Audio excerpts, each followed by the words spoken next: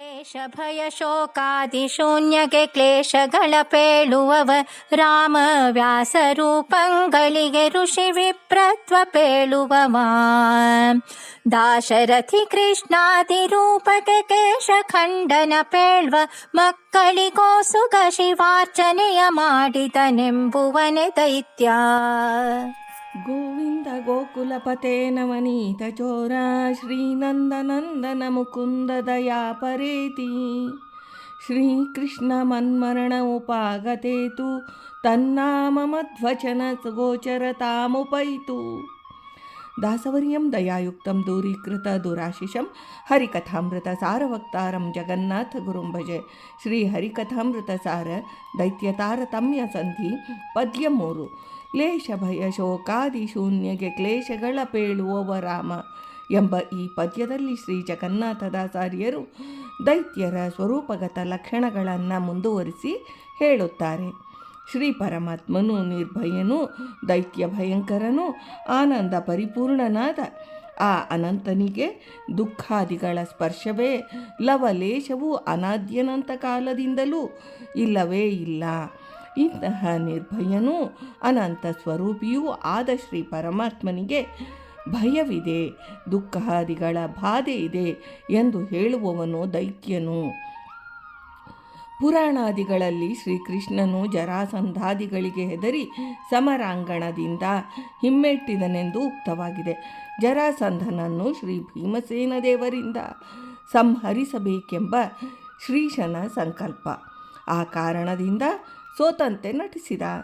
ನಿರ್ಭಯನಾದ ಶ್ರೀಕೃಷ್ಣನಿಗೆ ಯಕಶ್ಚಿತ್ ಜರಾಸಂಧನಿಂದ ಭಯವು ಖಂಡಿತ ಇಲ್ಲ.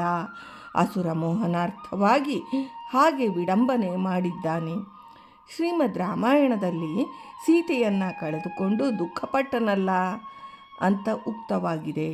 ನಿತ್ಯಾನಂದ ರೂಪಿಯಾದ ಶ್ರೀರಾಮಚಂದ್ರನಿಗೆ ದುಃಖದ ಸಂಪರ್ಕವೇ ಇಲ್ಲ.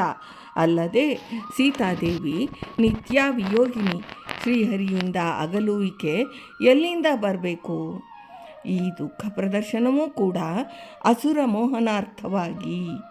ತಾಮಸರು ಶ್ರೀರಾಮನೂ ಸಹ ಸಾಮಾನ್ಯ ಮಾನವನು ಅಂತ ತಿಳಿದು ದುರ್ಗತಿ ಹೊಂದಲಿ ಅಂತಲೇ ವಿಡಂಬನೆ ಪ್ರದರ್ಶನವನ್ನು ಮಾಡಿದ್ದಾನೆ. ಜಮದಗ್ನಿಪುತ್ರರಾದ ಶ್ರೀ ಪರಶುರಾಮದೇವರು ಕೇವಲ ವಿಪ್ರನು, ಕಶ್ಚನ್ ಬ್ರಾಹ್ಮಣನು, ಜಗದ್ವಿಖ್ಯಾತರಾದ ಶ್ರೀ ವೇದವ್ಯಾಸರು ಯಕಶ್ಚಿತ್ ಒಬ್ಬ ಸಾಮಾನ್ಯ ಋಷಿ ಅಂತ ಭಾವಿಸುವವನು ದೈತ್ಯ. ಜಗದ್ವಿಲಕ್ಷಣನಾದ ಶ್ರೀಹರಿಗೆ ಅವತಾರಗಳಿಲ್ಲ, ಭೇದಗಳಿಲ್ಲ.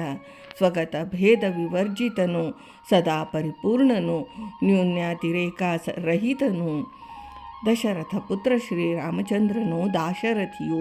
ದಾಶರಥಿಗೂ ಮತ್ತು ಯದುಕುಲ ತಿಲಕನಾದ ಶ್ರೀಕೃಷ್ಣನಿಗೂ ಚೌಲವಾಯಿತು ಎಂದರೆ ಅವರಿಗೆ ಕ್ಷುರ ಕೇಶ ಖಂಡನ ಆಯುಧದಿಂದ ಕೂದಲು ಕತ್ತರಿಸಲ್ಪಟ್ಟಿತು ಅಂತ ಹೇಳುವವನು ದೈತ್ಯ. ಶ್ರೀಹರಿಯ ಕೂದಲು ಅಪ್ರಾಕೃತವೇ, ಅಭೇದ್ಯ, ಅಚ್ಛೇದ್ಯವೇ. ಅಂಥವನಿಗೆ ಕೇಶಖಂಡನವೆಲ್ಲಿಂದ ಬಂತು? ಕೃಷ್ಣಾವತಾರದಲ್ಲಿ ಪುತ್ರ ಸಂತಾನ ಪ್ರಾಪ್ತಿಗಾಗಿ ಶ್ರೀಕೃಷ್ಣ ಮಹಾರುದ್ರ ದೇವರನ್ನು ಅರ್ಚಿಸಿ ಪ್ರಾರ್ಥಿಸಿದ ಅಂತ ಪುರಾಣದಲ್ಲಿ ಉಕ್ತವಾಗಿದೆ. ಶ್ರೀ ಮಹಾರುದ್ರ ದೇವರಿಗೆ ನಿಯಾಮಕನೇ ಶ್ರೀಹರಿ. ಅವರ ಅಂತರ್ಗತನಾಗಿದ್ದು ಅವರ ಮನೋಭಿಲಾಷೆಗಳನ್ನು ಸಲ್ಲಿಸುವ ಬಿಂಬಮೂರ್ತಿ. ಈ ಪ್ರಸಂಗ ಕೇವಲ ನಟನೆ. ರುದ್ರದೇವರಿಗೆ ಮಹತ್ವ ಕೊಡುವುದಕ್ಕಾಗಿ ಅವರನ್ನು ಪೂಜಿಸಿ ಪ್ರಾರ್ಥಿಸಿದ ಅಂತ ಪೂರ್ವೋಕ್ತ ತಿಳಿದು ಹೇಳುವವರೆಲ್ಲರೂ ತಮೋಯೋಗ್ಯ ಚೇತನರಾದ ದೈತ್ಯರು ಅಂತ ಶ್ರೀ ಜಗನ್ನಾಥದಾಚಾರ್ಯರು ಈ ಪದ್ಯದಲ್ಲಿ ಹೇಳಿದ್ದಾರೆ. ಭಾರತೀ ರಮಣ ಮುಖ್ಯ ಪ್ರಾಣಾಂತರ್ಗತ ವೃಂದಾವನ ವಿಹಾರಿ ಶ್ರೀಕೃಷ್ಣಾರ್ಪಣಮಸ್ತು.